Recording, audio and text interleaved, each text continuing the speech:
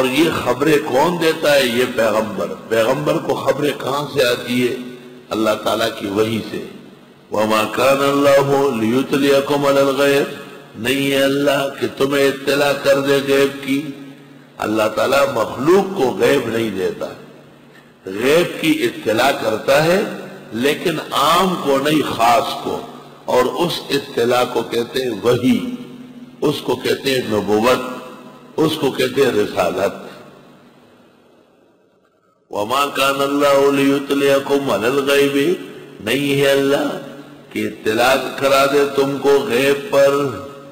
وَلَكِنَّ اللَّهَ يَجْتَبِي مِن رُّسُلِهِ مَن يَشَاءُ، لیکن اللہ چنتا ہے پیغمبروں میں سے جن کو چاہے. طالب علم ذرا غور کر لیں. وَمَا كَانَ اللَّهُ لِيُطْلِعَكُمْ عَلَى الْغَيْبِ وَلَكِنَّ اللَّهَ يَجْتَبِي مِن رُّسُلِهِ مَن يَشَاءُ.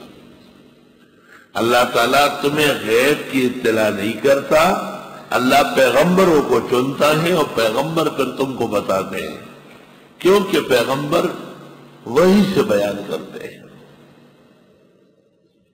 ایک تفسیر. دوسری یہ، اللہ نہیں ہے کہ تم عام لوگوں کو غیب کی اطلاع دے، لیکن اللہ چنتا ہے پیغمبروں کو، ان پر غیب کی اطلاع دیتا ہے.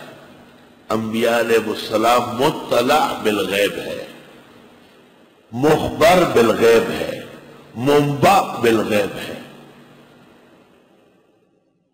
تین چیزیں ہیں: اخبار بالغیب، انباء بالغیب، اطلاع بالغیب. یہ قسمیں ہیں وحی، نبوت اور رسالت. اگر کوئی کہے پیغمبر اس لیے بتاتے تھے کہ وہ پیغمبر تھے، پیغمبر کو اس لیے معلوم تھا کہ وہ رسالت والے تھے، پیغمبر اس لیے اطلاع صحیح دیتے تھے کہ ان کو وحی آتی تھی، یہ باتیں قرآن کے مطابق ہیں. ذالک من انباء الغیب نوحی الیک. لیکن اگر وہ کہے اس لیے کہ پیغمبر غیب دان تھے تو یہ کذب، دروغ اور اصطلاح کے اندر خلط ملتے ہیں. بعض لوگ کہتے ہیں کہ یہ فرق تو لفظی سا معلوم ہوتا ہے، نزاع لفظی.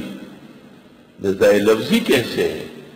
ایک شخص کہتے ہیں کہ پیغمبر بوجہ پیغمبر ہونے کے جانتے ہیں، دوسرا کہتے ہیں کہ پیغمبر عالم الغیب ہونے کی وجہ. دونوں میں زمین و آسمان کا فرق ہے. ایک کہتا ہے ہم پیغمبر کی اطاعت فرمان برداری کرتے ہیں، دوسرا کہتے ہیں ہم پیغمبر کی عبادت کرتے ہیں. دونوں میں زمین و آسمان کا فرق ہے. ایک ایمان کا جملہ ہے، دوسرا کفر کا جملہ ہے.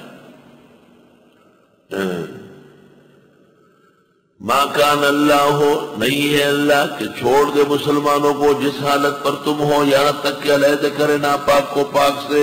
اور نہیں ہے اللہ کہ اطلاع کر دے تم کو غیب کی، لیکن چنتا ہے پیغمبروں میں سے جس کو چاہے. فآمنوا باللہ ورسولہ، پس ایمان لے اور اللہ اس کے رسولوں پر. وَإِن تُؤْمِنُوا وَتَتَّقُوا، اور اگر تم ایمان لائے اور پرہیزگار بنے، فَلَكُمْ أَجْرٌ عَظِيمٌ، پس تمہارے لیے اجر بڑا ہے.